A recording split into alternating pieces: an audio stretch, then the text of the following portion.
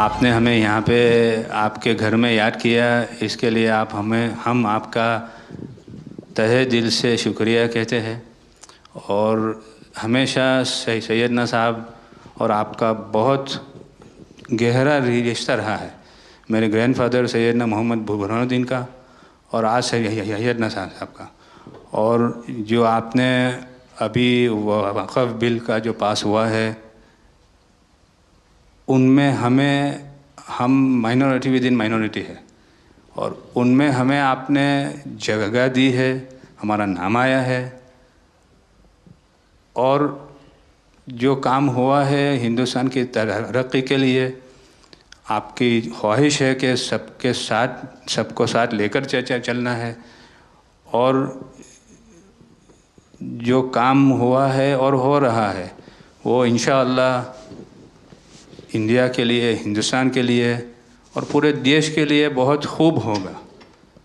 और छोटे लोगों की भी, आप भरे गिनती में छोटे हो, लेकिन आपके दिल में जगह बहुत ज़्यादा है। ये आपकी जो खूबी है वो शायद किसी में भी नहीं होगी। और ख़ासतन मेरी बहुत दफ़े आपसे मुलाकात का भी टाइम हुआ है, इतने बिज़ी होने के बावजूद भी कान दे के सुनते हैं, ये बहुत खूबी है, शायद किसी में होती है। और मेरा जो एक्सपीरियंस है, ऐसे ही लोग प्राइम मिनिस्टर होते हैं।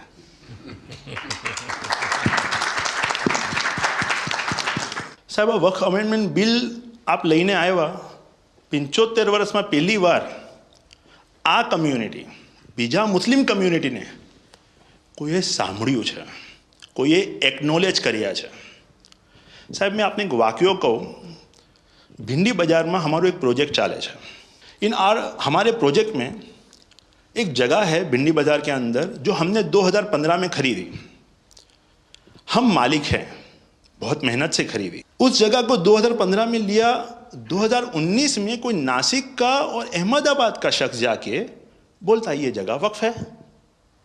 वक्फ तो वहाँ पे तो लोग रहते हैं, टेनेंट्स से दुकानें हैं।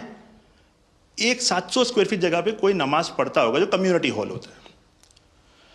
सब ये गवर्नमेंट ने एक्चुअली ये सारी चीज़ों पे वक्फ कर दिया है। वक्फ का मतलब अब रुक जाओ, ये नहीं चलेगा। बहुत ही महंगी जगह है और हमने बहुत मुश्किल से ली है। 2019 के अंदर कोई थर्ड पार्टी, इसका कोई लेना देना नहीं है, वो जाके ये जगह को वक्फ कर देता है। तो सर, कानून में बदलाव तो लाना होगा। जैसे हम देखते आ रहे हैं कि गरीब महिलाएं हो, कम्युनिटी विमेन हो, ये अगर पैसा आवक हो रही है और कानून में बदलाव आ रहा है, उसका फ़ायदा कहीं ना कहीं पहुंचना चाहिए। तो ये सारे विजन जो गवर्नमेंट ने लिए हैं, दाऊदी बोहरा कम्युनिटी उसका बहुत सपोर्ट भी करती है। और आपसे बहुत शुक्रगुजार हैं हम इस चीज़ के लिए कि आपने हमें एक्नॉलेज भी किया। हमने इसके अंदर एक्सक्लूजन मांगा है कि हमको इस वक्फ एक्ट के जुरिडिक्शन में नहीं रहना, and we want to be govern by a trust act और अ सेपरेट एक्ट। जैसे मुझे साहब ने गाइड किया है कि आपने गाइड किया है, आगे का 100 साल देख के कोई भी काम करना चाहिए। हम उसी राह के ऊपर इसकी कोशिश कर रहे हैं।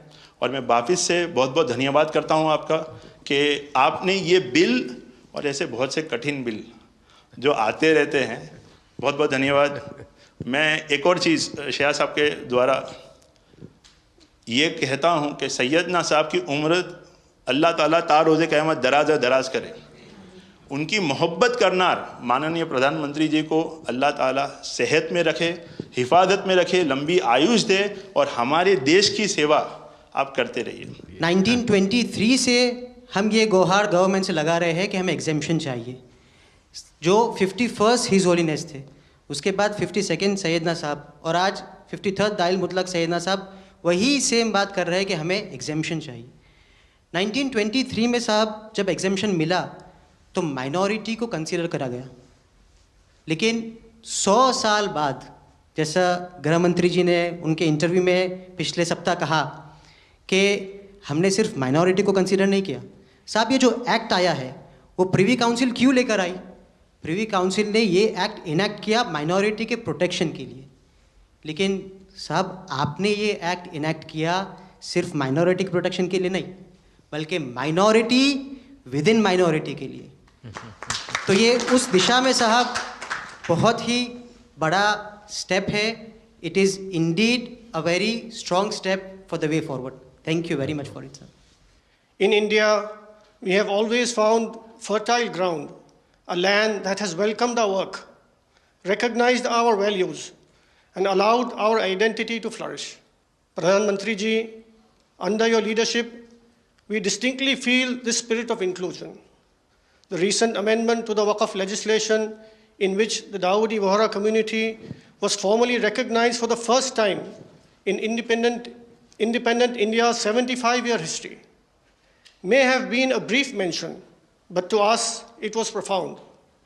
It affirmed something that we have always believed. We belong to India. We belong here. It is in this spirit that we proudly say, Hindustan hamaro watan hai. We are inspired by your leadership, by your vision for India 2047, and by the clarity with which you speak of an India that is inclusive, confident, and globally respected. नज़र में उतरना कमाल होता है, नफस में बिखरना कमाल होता है, बुलंदियों पर पहुंच जाना कोई कमाल नहीं होता, बुलंदियों पे ठहरना कमाल होता है। क्या दौलत है आपके लफ्ज़ों में, ऐसी क्या दौलत है आपके लफ्ज़ों में, आप जब भी बात करते हैं दिल खरीद लेते हैं। आपकी हम्बलनेस, आपकी ह्यूमिलिटी साहेब लाजवाब है। हमारा माइम केवाई છે સાહેબ, જે નમા રબને ગમા। સાહેબ તમારા તો નામમાં જ નમો છે, નમો અમે સૌને ગમો। आप सबका स्वागत है। शायद आप में से बहुत कम लोगों को पता होगा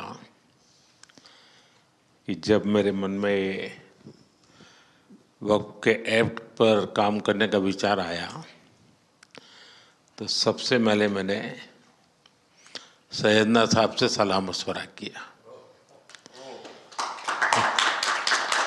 फिर उन्होंने आपको मेरे पास भेजा, तो मैंने इनको 3 साल तक परेशान किया कि आप ज़रा इसको अपने तरीके से देखिए, आप अपनी लीगल एडवाइस लीजिए, मुझे ड्राफ्ट दीजिए। यानी आप कल्पना नहीं कर सकते इतना कंसल्टेशन में उन्होंने मेरा साथ दिया। आप में से जो भी जानकार लोग उनको बात कर करके ले आए, और एक एक शब्द फुल स्टॉप कॉमा में क्या करना चाहिए यहाँ तक मुझे मदद मिली।